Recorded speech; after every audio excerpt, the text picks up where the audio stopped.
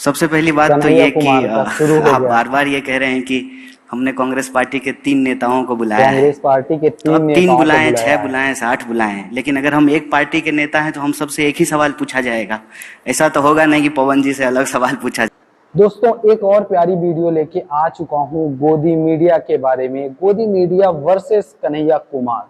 एक तरफ अंजना ओम कश्यप है दोस्तों, एक तरफ कन्हैया कुमार है, जो सभी को एक बराबर से मूली और गाजर की तरह धुल दिया जाता है दोस्तों। तो चलिए उस वीडियो जाएगा, हमसे अलग सवाल पूछा जाएगा और हमारा जवाब भी एक ही होगा अगर हम एक पार्टी के हैं तो। और दूसरी बात आपने कहा कि मीडिया पे दोष मत मढ़िए। मीडिया पे दोष बिल्कुल मत ठीक बात लगाइए। है। देखा मैंने कहा था। आज तक तो हम लोग यही पढ़े थे कि मीडिया लोकतंत्र का चौथा स्तंभ है और मीडिया अक्सर विपक्ष के साथ होता है। कोई सवाल जो है वो सत्ता से पूछता है। मुझे इस पे कोई गिला शिकवा नहीं है, क्योंकि आपने एक शायरी पढ़ी थी तो हम भी एक पढ़ देते हैं आपके लिए कि हमने इस दौर के अंदाज निराले देखे, फैसला कत्ल का कातिल के हवाले देखे। तो कोई बात नहीं है, ये वक्त की बात है और बिल्कुल आप पे कोई दोषारोपण नहीं है, गिला शिकवा नहीं है। और आपने कहा कि कांग्रेस पार्टी हार गए। आप बीच में ये भी कहा आपने कि राहुल गांधी हार गए।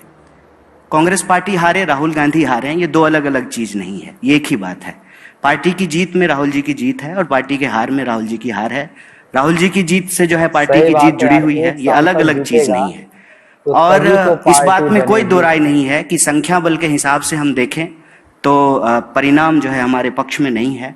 और आपने बिल्कुल सही आंकड़ा दिया है कि जो हिंदी पट्टी है उसके ज़्यादातर राज्यों में बीजेपी की सरकार है। बिल्कुल ठीक बात है, फैक्ट है। सवाल ये है कि इस देश में भारतीय राष्ट्रीय कांग्रेस एक पार्टी है जो कई सालों तक सत्ता में थी, सरकार में थी। उससे पहले जो है आज़ादी के आंदोलन में हिस्सा ली, देश को आज़ादी दिलाई, और अभी विपक्ष में है। ये एक स्वाभाविक प्रक्रिया है। जो खेलता है तो कोई हारता है, कोई जीतता है, इसमें कोई दुर्भावना वाली बात नहीं है।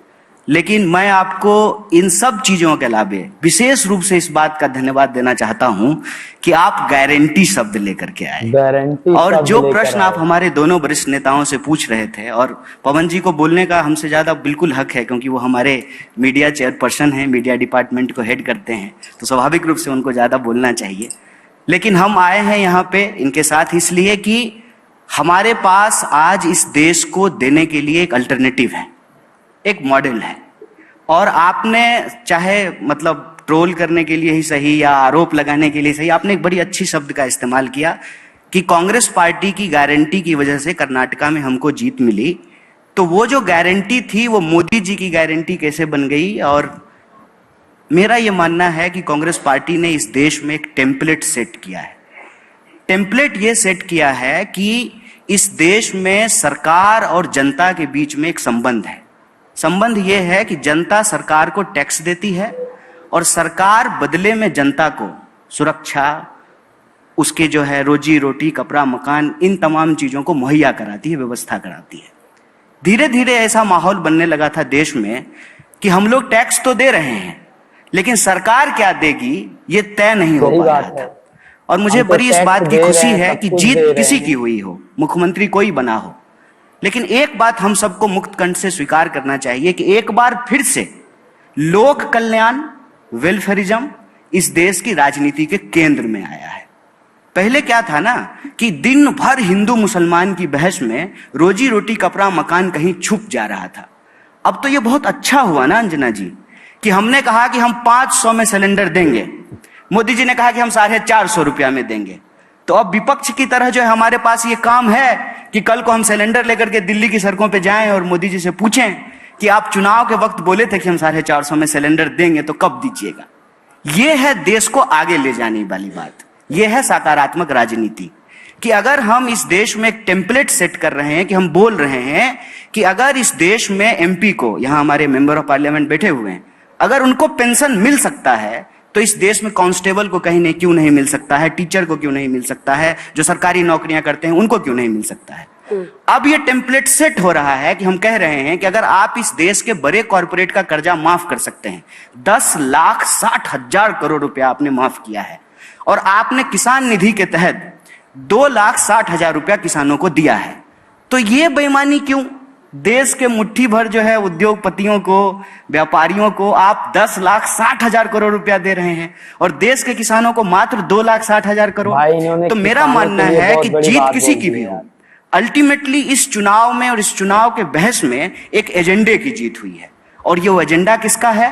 वो एजेंडा है सरकार के तौर पे आपकी जिम्मेवारी क्या है, जनता के तौर पे किसकी भागीदारी हो रही है और किसकी भागीदारी नहीं हो रही है। महिलाओं को चाहे डायरेक्ट कैश ट्रांसफर हो, उनका खाता खुलना हो, सबको पक्का मकान दिलाना हो, 5 किलो अनाज हो, तो ये तो पुराने नेता हैं कांग्रेस के, आपको बताएंगे। इसमें से कोई ऐसी योजना नहीं है जिसकी नींव कांग्रेस पार्टी के द्वारा नहीं रखी गई। इंदिरा आवास योजना के तहत गरीबों का पक्का मकान बनाया जाता था। पीडीएस सिस्टम के तहत जो है गरीबों को जो है अनाज दिया जाता था। और डायरेक्ट कैश ट्रांसफर करने के लिए इस देश में आधार की योजना लाई गई। पहली बार ऐसा हुआ कि बायलैटरल एंट्री से कांग्रेस पार्टी एक ब्यूरोक्रेसी का सिस्टम लेके आई कि हम आधार कार्ड बनवाएंगे, सबका खाता खुलवाएंगे और डायरेक्ट कैश ट्रांसफर करेंगे। और मैं आपको याद दिला दूं कि 2019 में कांग्रेस पार्टी का जो एजेंडा था उसमें राहुल जी ने बार बार एक योजना की बात की थी, उन्होंने न्याय की बात की थी कि पूरी दुनिया में जब यूनिवर्सल इनकम की बात हो रही है, अगर हम ये कह रहे हैं कि दुनिया में भारत जो है फास्टेस्ट ग्रोइंग इकोनॉमी है, 5 ट्रिलियन की इकोनॉमी हम बन जाएंगे, तो फिर हमको ये देखना पड़ेगा कि धन का बंटवारा क्या है। जैसे अगर हम ये देखेंगे ना, अगर हम आज तक चला रहे हैं मान लीजिए, या ललन टॉप चला रहे हैं, तो अंजना जी को कितना सैलरी मिल रहा है और अंजना जी का दफ्तर साफ करने वाला जो स्वीपर है उसको कितनी सैलरी मिल रहा है। एक अंजना जी की सैलरी में कितने ड्राइवरों को सैलरी मिल सकता है। ये जो धन का बंटवारा है ये देखना पड़ेगा, क्योंकि आंकड़ा ये कहता है कि इस देश में 1% लोगों के पास 99% प्रॉपर्टी अकोमुलेट हो गई है। तो 99% जो लोग हैं उनके पास जो है दोबारा रोजी के लिए, रोजगार के लिए, शिक्षा के लिए, कपड़े के लिए, उनके बच्चों के जो है भविष्य के लिए सरकार क्या उपलब्ध कराएगी। और मैं बहुत खुश हूं इस बात से, चुनावी परिणाम जो भी हो, कि एजेंडा कांग्रेस पार्टी का जीता है। और आप जान लीजिए कि जाति जनगणना का प्रश्न जो कांग्रेस पार्टी उठाई, उसमें किसी जाति को किसी जाति से लड़ाने का सवाल नहीं है, सबकी भागीदारी सुनिश्चित करने का सवाल है। आपका छीन करके किसी को नहीं दे देना है, लेकिन जिसको नहीं मिल पा रहा है वेल्थ का रीडिस्ट्रीब्यूशन कैसे करेंगे, ये सारे एजेंडे राजनीति में आए हैं। देश के नौजवान इस पे बात कर रहे हैं। और विपक्ष ने जो यह सवाल उठाया, जो गारंटी की बात की, फ्री बिजली देंगे, महिलाओं को फ्री बस यात्रा कराएंगे, 500 रुपए में सिलेंडर देंगे, डायरेक्ट कैश ट्रांसफर करेंगे, किसानों का कर्जा माफ करेंगे, जो लोन लेकर के स्टूडेंट पढ़े हैं उनका लोन कम करेंगे, रोजगार की गारंटी करेंगे, यूनिवर्सल इनकम के आधार पर न्याय योजना लेकर के आएंगे। इन सवालों से ये हुआ है कि मोदी जी को भी राजस्थान में कन्हैया लाल करते करते ये कहना पड़ा कि हम 450 में सिलेंडर देंगे। और जब एक बार मोदी जी ने कह दिया तो जो सवाल पूछ रहे थे प्रमोद जी, वो सवाल अब हम भी पूछ सकते हैं फिर से कि आपने तो कहा था कि हम 15 लाख आपके खाते में पहुंचाएंगे, हर साल 2 करोड़ नौकरी देंगे, आपने कहा था कि 2022 तक पक्का मकान बना देंगे, बुलेट ट्रेन कब चलेगा। तो देश के लोगों का सवाल राजनीति के केंद्र में रहेगा। और हमारा मानना है कि इस परिणाम को ऐसे देखना चाहिए कि कांग्रेस पार्टी ने जो टेम्पलेट सेट किया है इस देश में वेलफेयरिज्म का, भागीदारी का, सबके न्याय का, उसकी जीत हुई है। कर्नाटक आप जीतते हैं तब लोकतंत्र की हार नहीं होती है, आप हिमाचल जीतते हैं तो लोकतंत्र की हार नहीं होती है, वहां आपको ईवीएम नहीं जिताता है, लेकिन अन्य राज्यों में जरा कन्हैया जी आपने ऐसी टिप्पणी की, जब हम कर्नाटक जीतते हैं, भाजपा कर्नाटक हारती है, तो किसकी हार होती है? नहीं साहब, तब मोदी जी की हार नहीं होती। तब अंजना जी के मुंह पर ऐसे शिकन्ने आ जाती है जब उनको कहते हैं मोदी जी हार गए। नहीं साहब, मोदी जी नहीं हारे, पवन जी कर्नाटक के मुख्यमंत्री हारे हैं। पवन जी एक सेकंड नहीं, एक सेकंड अब आपको सुनना होगा, क्योंकि आप ये ये स्टेज आप हाईजैक नहीं कर सकते। सॉरी, नहीं आप हाईजैक कर रहे हैं, आप हाईजैक कर रहे हैं, क्योंकि वहां पर मुख्यमंत्री के चेहरे पर बीजेपी चुनाव लड़ी थी। की शाम को कहते हैं कि मुख्यमंत्री के चेहरे पर चुनाव लड़ी हार जाती है तो लोकसभा में कोई असर नहीं पड़ेगा। जब असली रिजल्ट आता है तो कहते हैं साहब आज अच्छा हुआ, लगता है पवन जी को बाकी चैनलों पे मौका मिल नहीं रहा है, तभी माइक नहीं छोड़ रहे हैं यहाँ पे, अच्छी बात है। लेकिन पवन जी अपनी आवाज इतनी मजबूत करिए कि जनता आपकी बातों को समझे, उसके बाद स्वीकारे।